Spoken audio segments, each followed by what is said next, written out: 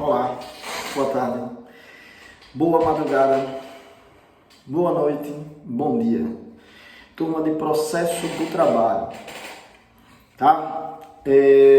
Essa aula tá com eco, mas eu fechei tudo porque tá uma chuva muito forte aqui. Parece que o mundo vai se acabar em água aqui em Aracaju hoje. Então, fechei. Vou tirar depois. Se eu não tirar, porque eu não tirei. Então, a gente estava no plano 5, que falava a respeito de partes e procuradores, direito de partes e procuradores, e a gente vai até tomar esse plano. E o próximo assunto é o litisconsórcio, tá?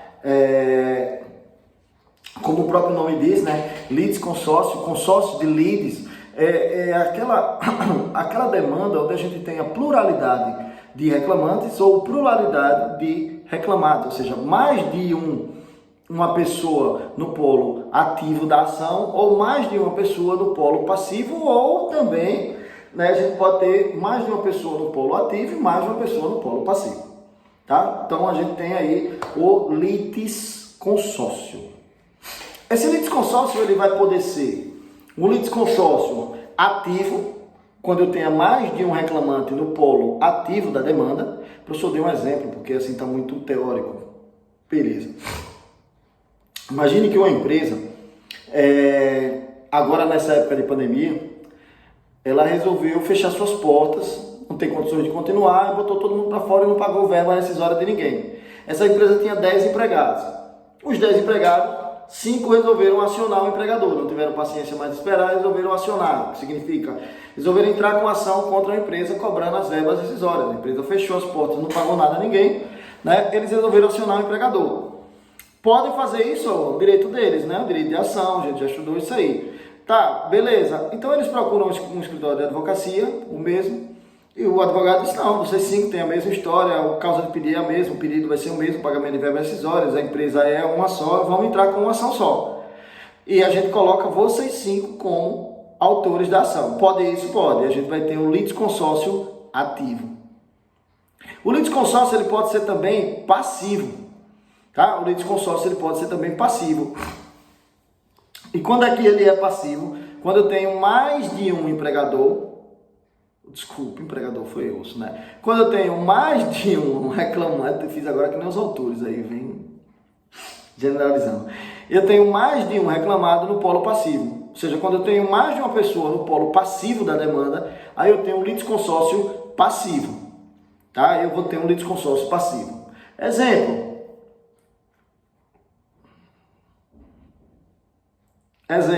vou dar agora, viu? Eu já ia falar de terceirização. Vou moldar. O empregado está ali trabalhando normalmente para o empregador e vem a óbito. Tá? O empregado faleceu. A morte do empregado é a extinção do contrato de trabalho. O empregador tem que, por outro lado, cumprir com a sua obrigação, que é de pagar a quem de direito as verbas rescisórias daquele contrato de trabalho, ou seja, pagar as verbas rescisórias do fim do contrato de trabalho, já que o empregado morreu. Esse empregado, por outro lado, né, o empregado morreu, sua família não abriu o inventário. Tem mulher, filhos e tal, mas a família não abriu o inventário. O que é que o empregador tem que fazer para se livrar, né, da obrigação? Porque é uma obrigação legal, ele tem prazo para fazer o pagamento das rescisórias. O empregador, então, vai entrar com ação de consignação e pagamento. O empregador é o autor, viu? O empregador é o autor. O empregador, então, reclamante, né, nesse caso é o empregador reclamante, ele entra com ação de consignação e pagamento. E no polo passivo, ele bota quem? Todos os herdeiros. Não sabe quem vai receber? Consigna e bota todos os herdeiros em um litisconsórcio passivo. Tá? Então, esse é um exemplo de litisconsórcio passivo. O bom empregador, né, o bom pagador é aquele que paga certo. Quem paga mal, paga 2 vezes. Então, ele prefere consignar em juízo o valor da rescisão, já que ele não sabe a quem vai pagar, e coloca no polo passivo todos os herdeiros. Deixa lá no polo passivo todos os herdeiros e tchau. Acabou a obrigação do empregador. Agora que o juiz decida quem dos herdeiros vai ganhar quanto e tal, o empregador cumpriu a sua obrigação, depositou a consignação em pagamento. Beleza? Um exemplo de litisconsórcio passivo no processo trabalhista. A gente tem também o litisconsórcio misto. O litisconsórcio ele vai ser misto quando eu tenha pluralidade de empregados e pluralidade de empregadores. De novo, olha. Quando eu tenho a pluralidade de reclamantes e pluralidade de reclamados no polo ativo e no polo passivo. Então, seria um exemplo agora real, né? De repente, aqueles empregados que foram demitidos, aqueles 5 do primeiro exemplo, 5 empregados que querem acionar, por garantia, eles acionam o empregador principal e acionam por garantia também, né? Acionam por garantia o sócio desse empregador, tá? Eles, de antemão, eles acionam a empresa e acionam o sócio da empresa. Já pedem logo a desconsideração da personalidade jurídica. E aí eles entram por garantia contra os dois. Pode isso? Pode. A desconsideração hoje, depois do CPC, ela pode ser, pode ser vista até dentro da própria ação de conhecimento. Então, ele já discute logo tudo de uma vez.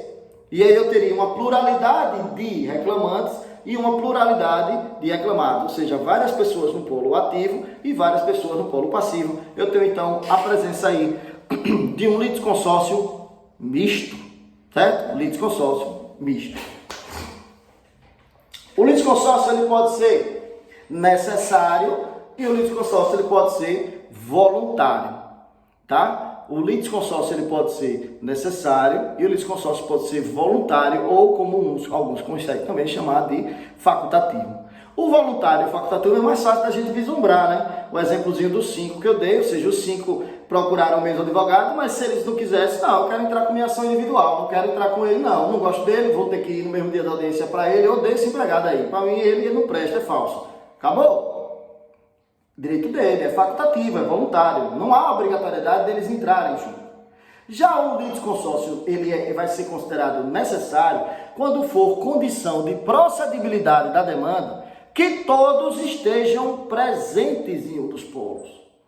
Ou seja, é necessário para o desenrolar da demanda, é necessário para o andamento do processo que todos estejam presentes. Seria o exemplo dos herdeiros.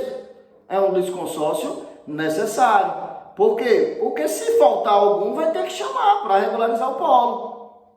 Não tem espólio, não tem nada ainda. Então, o exemplo dos herdeiros, o litisconsórcio necessário, condição de procedibilidade da demanda é que eles estejam ali todos reunidos. O litisconsórcio ele pode ser também conhecido como unitário.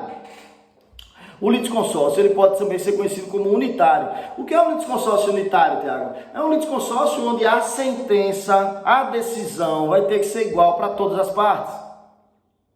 É um litisconsórcio onde a decisão tem que ser igual para as duas partes, para as 3 partes, para as 4 que estejam presentes em qualquer dos polos. Aí a gente vai dizer que é como se fosse uma única decisão, um litisconsórcio unitário. E quando é que ocorre isso? Isso pode ocorrer a título de exemplo, né? Aí tinha um professor que falava em sala de aula, a guisa de exemplificação, e eu procurava quem era essa guisa. Ô guisa. Então, a título de exemplo, eu posso falar do grupo econômico. Tá? O grupo, ou de um grupo econômico, eu tenho ali um litisconsórcio necessariamente unitário. Por quê, Tiago? Porque a responsabilidade das empresas, uma vez reconhecida o grupo econômico, pelos direitos atinentes aos contratos de trabalho de um empregado, é solidária. É uma responsabilidade só, então vai ter que ser uma decisão para todos. Vai ter que ser uma decisão para todos. Eles têm que constar do polo passivo ou do polo ativo, a depender do tipo de ação, sim, mas a decisão vai ser igual para todos. Então a gente pode dizer que está diante de um litisconsórcio unitário. A gente pode ter também o litisconsórcio chamado multitudinário. Litisconsórcio também chamado de multitudinário. Litisconsórcio multitudinário, gente, é uma limitação legal de número de partes em um dos polos da demanda para facilitar o acesso, ampla defesa e contraditório da parte contrária. Então é uma limitação, certo? Está disposta no artigo 113, parágrafo 1º do CPC, vocês vão encontrar lá, mas assim, não tem o número, mas só diz que a critério, magistrado e tal, tem que haver uma limitação de autores ou limitação de reclamados de réus. Né? Tem que haver uma limitação para quê? Para que, por exemplo, não tenha um excesso de documentos, um excesso que dificulte o exercício do contraditório e ampla defesa pela parte contrária. Então eu vou ter, né, essa necessidade da limitação do litisconsórcio. Tá bom? Então é o chamado multitudinário, que é a limitação. Isso ocorria mais quando o processo era físico, tá, gente? Quando o processo era físico, isso ocorria mais, porque você tinha aquela série de volumes, então para levar o processo de um lugar para outro já era difícil e tal. Então quando você tinha um processo físico, você tinha mais essa limitação legal. Hoje com o processo eletrônico, a juntada de documento, bom, enfim, acontece, mas é menos provável. Visto isso, a gente ainda dentro de partes e procuradores tem um assuntozinho para falar agora para vocês, que vai ser a representação e a assistência das partes no processo do trabalho. Como se dá a representação e a assistência das partes no processo do trabalho? Artigo 843 da CLT. Notem que agora eu não estou falando daquela representação e assistência do menor, né? Representação e assistência do menor para que ele tenha capacidade processual. Não é isso. É a representação mesmo da pessoa. Ao invés da pessoa, vai ter alguém lhe representando naquela demanda. Puxa, isso ocorre, né? Ocorre sim. Isso vai ocorrer, tá? No processo do trabalho a gente tem casos. Representação do empregado pessoa física, representação do empregador pessoa jurídica, a assistência daquele empregado pela entidade sindical, lhe fornecendo a justiça gratuita, tá? Lhe fornecendo a defesa técnica. Então é sobre esse assunto que a gente vai tratar agora. Representação. Primeira representação da pessoa jurídica, da pessoa física. A pessoa física, no caso, o empregado, melhor colocar assim, o empregado, ele pode se fazer representado para que a sua ação não seja arquivada ou para que tome revelia, dependendo dos polos em que ele esteja. O empregado pode se fazer representado na audiência, tão somente com a finalidade de adiar essa audiência. O empregado pode se fazer representado nessa audiência. Ele pode se fazer representado nessa audiência. Ele vai poder fazer representado nessa audiência, em primeiro lugar, pelo sindicato. Tá? O empregado pode se fazer representado na audiência pelo sindicato da sua categoria. Então, a entidade sindical vai lá tão somente para justificar o magistrado, tá? Vai para lá tão somente para justificar o magistrado a ausência do empregado. Dizer, ó, empregado, olha, ele não veio porque sofreu um acidente, tá aqui, não sei o que, e remarca a audiência. Esse representante do empregado, ele não tem, tá, autorização para fazer acordo, transacionar, aceitar, nada. Ele não tem autorização nenhuma, tá? Ele não vai ter autorização nenhuma, esse empregado dali que está representando, ou esse sindicato que está representando o empregado. Outro que vai poder representar o empregado é um colega seu de profissão. Um colega seu, ou seja, outro empregado que trabalhava com ele, que tem a carteira de trabalho, comprova e tal, ele pode ir no dia da audiência e justificar a ausência do empregado. Para quê? Para que não ocorra arquivamento nem revelia. Ele só, o empregado não veio por conta disso e tal, então ele vai ali tão somente para fazer isso. Evitar o arquivamento ou evitar a revelia, dependendo dos polos onde o empregado esteja. Então é outro tipo de representação que a gente vai ter também no processo do trabalho. Tá, poxa, Thiago, mas isso aí nada bom, mas pelo menos o processo não vai ser perdido, vai remarcar a próxima audiência. Tá? Esses dois tipos de representação do empregado. A gente também tem, ainda dentro do empregado, a gente vai ter a representação deles nas ações plurimas ou ações de cumprimento, ou seja, ações que você tenha uma grande quantidade de empregados, aí ações de cumprimento de sindicato, ações plurimas. Então, se elege uma comissão de empregados e essa comissão vai representar nas audiências dos empregados, tá? Então, 5 empregados para representar 200, 6 empregados para representar 300, 500, para que no dia não vá todo mundo ali para a audiência, tá? Então, fica essa comissão. Diferente das representações anteriores, essa comissão, sim, ela vai poder fazer acordo, ela vai poder desistir do pedido, afinal de contas, a ela foi dada essa incumbência de representar os demais. A gente tem também a representação do empregado menor. Representação do empregado menor, já falei quando a gente estava falando do menor lá, né? Mas eu vou dizer a ordem dessa representação quando o menor não tiver os seus pais. Ou seja, quando o menor não tiver os seus responsáveis. O que é que ocorre, Tiago, quando o menor não tiver os responsáveis? Quem vai representar esse menor? Então, o juiz tem uma ordem ali para observar de representação do menor. Em primeiro lugar, vai ser o Ministério Público do Trabalho. Então, o Ministério Público do Trabalho, tanto é que quando tem ação envolvendo o menor, mesmo que representado pelos pais, a gente dá vista ao Ministério Público do Trabalho para que ele atue como fiscal da lei. Então, pela ordem, tem o Ministério Público do Trabalho. Ah, não tem o Ministério Público do Trabalho ali naquela região? Ministério Público Estadual. Não, eu não tenho também o Ministério Público Estadual, Defensoria Pública. Rapaz, também não tem. Aí o juiz nomeia o curador para o menor. O juiz vai nomear um representante ali para o menor, em último caso, para que o menor não fique desassistido naquela demanda e ele não tem capacidade processual, a gente já viu. Ele não tem capacidade processual, então o juiz vai nomear alguém que tenha capacidade processual e represente o menor para aqueles atos processuais. A gente vai ter também a representação do empregado falecido. Olha lá, mais uma vez falando da representação do empregado falecido, acho que eu já falei sobre isso no iniciozinho lá do litisconsórcio, mas eu vou esclarecer. Eu vou falar um pouco mais devagar agora. Tapar isso aqui.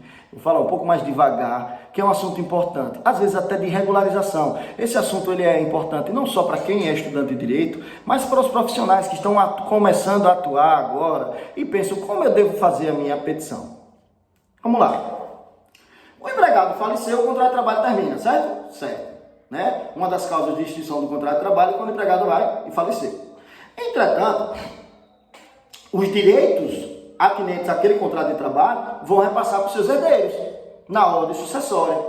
Tá? Então, os direitos atinentes àquele contrato de trabalho, por exemplo, se ele nunca recebeu hora extra, se ele nunca recebeu adicionais, se ele trabalhava com insalubridade e não recebeu, ou seja, o direito de cobrar, isso perpassa. Vai ser repassado para os herdeiros naquela ordem sucessória. Esses direitos, eles vão se unir aos bens deixados, materiais, né, imateriais, acaso deixados pelo empregado falecido. E a gente vai ter uma universalidade de bens, materiais e imateriais, direitos e tudo. A gente vai ter uma universalidade do empregado falecido. E a essa universalidade a gente vai chamar de espólio. A essa universalidade de bens a gente vai chamar de espólio. Então, quando eu for fazer uma ação trabalhista de um empregado falecido contra um empregado falecido, tá? Eu vou colocar no polo ativo ou no polo passivo espólio de, entendeu? E o nome do empregado. Ou contra o espólio de e o nome do empregado. Tá? Tá, Tiago, até eu entendi. E quem é que vai representar esse espólio? O ideal é que mesmo o empregado falecido não deixando bens materiais positivos, ou seja, só deixando dívidas, é que se faça, antes da ação trabalhista, um inventário, mesmo que seja negativo, para que no inventário o juiz nomeie um administrador do espólio. Ou seja, ele vai nomear um administrador para aquela universalidade de bens, um juiz cível, não é trabalhista. A ação é de inventário, é no cível. E aí, o juiz do cível nomeia, e esse administrador, que a gente vai denominar de inventariante, é quem vai representar judicialmente, inclusive, o espólio. O juiz vai lhe dar os poderes e ele vai representar judicialmente o espólio. Aí a ação teria como denominação espólio de fulano de tal, neste ato representado por fulano de tal e inventariante nomeado no processo tal. Pronto. Ser regularizado. Você regulariza, né? Tá lá, tem inventariante, inclusive às vezes o juiz manda determinar levantamento de alvarás e tal, alguma coisa, em nome do inventariante, para que fique depositado numa conta judicial para depois fazer a partilha. Cível. Vamos prestar atenção, do cível, ou seja, regularizei. Eu sei quem é o representante do espólio, tá? Eu sei quem vai ser o representante da universalidade de bens e direitos deixados pelo empregado. E é esse representante que vai acionar, né, ou ser acionado na Justiça do Trabalho. Aí fica fácil. Agora, se vier assim, por exemplo, Tiago, não é costume, principalmente lá na minha cidade, que é no interior, ninguém fazer esse negócio desse inventário. Morreu, acabou. E aí, como eu regularizo, como eu vou acionar ou ser acionado na Justiça do Trabalho? Aí é o seguinte,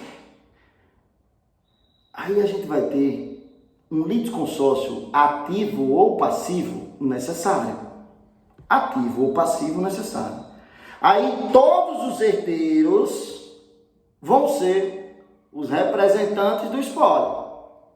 E aí eles vão constar como litisconsórcios ativos ou passivos, dependendo se a empresa quer entrar com ação contra o espólio ou se a empresa vai ser acionada pelo espólio. Mas o nome e qualificação de todo mundo vai ter que constar lá, tá?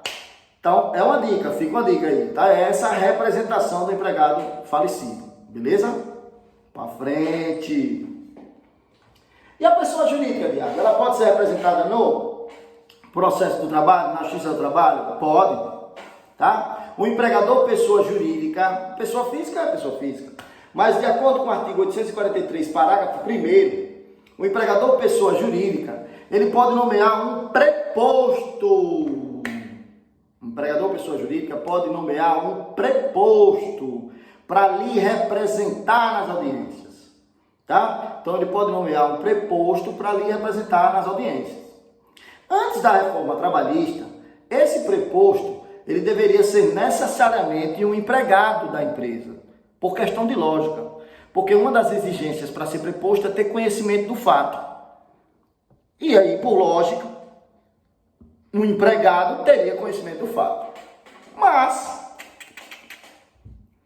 o artigo 843, parágrafo 1º, excluiu a necessidade de ser empregado. E como único requisito para ser preposto, ele exige tão somente que o preposto tenha conhecimento do fato, ou seja, pode ser qualquer pessoa.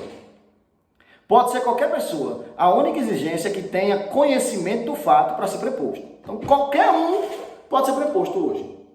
Tá? Qualquer pessoa pode ser nomeado preposto. Basta ter o conhecimento do fato. Então, basta que tenha o conhecimento do fato e a pessoa vai ser nomeada preposto pela empresa. Então, não se admite, gente. Sabe o que é que não se admite? Não se admite é que o preposto, diante ou ali na sala de audiência, diga, eu não sei, eu não trabalho na empresa, estou aqui só para representar ela. Ah, eu não sei como acontece isso não. Então, gente, a negativa genérica, né, por não saber, por não trabalhar lá, por isso, significa dizer que ele não tem conhecimento do fato. Se ele não tem conhecimento do fato, ele não é preposto. E se ele não é preposto, a empresa vai ser confessa contra todos os fatos que lhe foram imputados. Por quê? Porque não se preparou. Porque não se preparou. Então tem que ter muito cuidado na nomeação dos prepostos. Viu? Tem que tomar muito cuidado na nomeação dos prepostos. E não há que se contar com... porque o magistrado ele não faz audiência, ele unifica. Eu posso depois no dia mandar alguém preparado. Não. Às vezes ligam para a unidade lá, jurisdicional, para a vara de trabalho à distância e perguntam, ou quando perguntam. O juiz faz audiência 1 aí, eu digo, rapaz... Não tem como eu prever, porque, por exemplo, o rito é sumaríssimo. A lei determina que seja um dia só de audiência. Se o juiz quiser naquele dia fazer, ele vai. Então eu vou dizer à empresa para ela mandar qualquer preposto, porque se eu disser isso, não, ele reparte. Vai ser uma audiência só para receber a defesa e vai ser outra audiência de instrução, que é geralmente dessa forma na prática. Não no rito sumaríssimo, mas no outro ordinário. Mas tem juízes que fazem isso no sumaríssimo também, por questão de organização da pauta. Tá? Então... faz isso, e aí, causa insegurança? Não, gente, vá sempre preparado, inclusive para um rito ordinário, com preposto, com testemunha, com tudo. Vai perder uma ação por causa do... Não, tem que ir sempre preparado. Então, o preposto tem que ter conhecimento do fato. O preposto tem que sim ter conhecimento do fato. Não pode chegar na frente do juiz, no depoimento pessoal, que deveria ser de alguém que conhece os fatos, dizer, rapaz, eu nunca vi esse cara não. Eu não trabalho na empresa. Geralmente ele vai dizer que eu fui contratado pelo advogado para ser preposto, só para vir apresentar a defesa da empresa. Paciência, né? Aí vai ser confissão. Todo fato que for perguntado ao preposto e esse preposto não souber responder, todo fato que for perguntado ao preposto e esse preposto não souber responder, vai ser considerado como verdadeiro. tá? Vai ser considerado verdadeiro. Se ele se esquivar, eu não sei, eu não vi, não sei onde, babau, verdadeiro. Então tem que prestar atenção nisso aí, viu, gente? Tem que prestar atenção nisso aí. É preposto na Justiça do Trabalho, tem que ter conhecimento do fato. Ah, mas não precisa ser empregado, não. Tudo bem. Por quê, Tiago? Porque as declarações do preposto obrigam a empresa, a pessoa jurídica. Porque é como se fosse a pessoa jurídica ali. Certo? É como se fosse a pessoa jurídica. Então tem que tomar cuidado com esse preposto.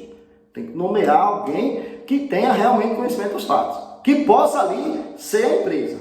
Isso é uma questão de responsabilidade processual, inclusive.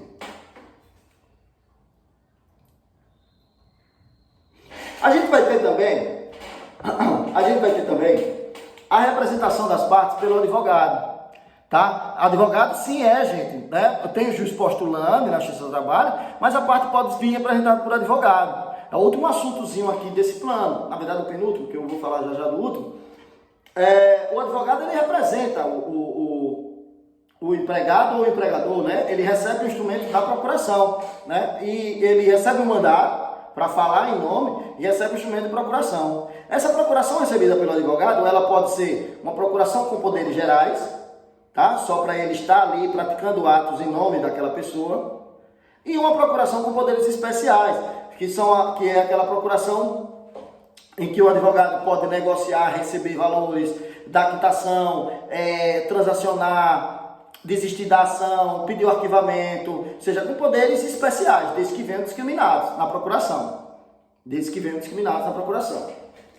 A procuração no processo de trabalho, ela pode ser tácita, tácita, basta que o advogado acompanhe a audiência o seu cliente, e aí a gente vai ter uma procuração tácita. O detentor da procuração tácita, gente, ele só tem poderes gerais, tá? Ele só vai ter poderes gerais. Agora, ele pode fazer uma procuração apudiata, tá? Uma procuração apudiata, né? Apudiata é uma procuração em que os poderes são conferidos aos advogados e registrados na ata de audiência. Então, o advogado não juntou a procuração nos autos, mas na ata de audiência, o juiz, ali, atendendo ao pedido do procurador, do autor ou do reclamado, do réu, elenca os poderes que lhe são conferidos. Seria chamada procuração apudiata. Estagiário. O estagiário do advogado, Tiago, o que é que ele pode fazer? Nada. Não, é brincadeira. O estagiário, gente, ele pode precisar dessas peças que ele trabalha conjunto com o advogado e tal, para a experiência jurídica dele, para outro emprego e tal, qualquer coisa nesse sentido, para entrar no mercado de trabalho. Então, a CLT, também o Código de Processo Civil, permite que o estagiário assine em conjunto, ou seja, que ele pratique atos processuais em conjunto com o advogado, tá? O estagiário do advogado, desde que ele tenha inscrição na ordem, é claro. Então, ele tem que ter inscrição na ordem e pode praticar atos em conjunto com o advogado. Sozinho, não pode. Por quê? Porque o estagiário, ele não tem capacidade postulatória, tá? Para representar alguém. Então, ele não tem essa capacidade postulatória. Sendo assim, ele pode praticar os atos em conjunto. Ah, mas o estagiário praticou sozinho, foi lá só o nome dele. O advogado pode ser notificado para ratificar aquele ato processual. Se o advogado ratifica o ato processual do estagiário, não tem problema, né? Estamos diante de um ato válido. Agora, se não há ratificação no prazo hábil concebido, o ato não existe, né? Um ato processual inexistente, vez que faltou o quê? O requisito da capacidade postulatória. Ele não tem, né? O estagiário não pode atuar em nome de outro, ainda, né? Enquanto estagiário. Tem que preencher os requisitos da ordem e tal, não sei o quê, que aí ele poderá. Entenderam? Então,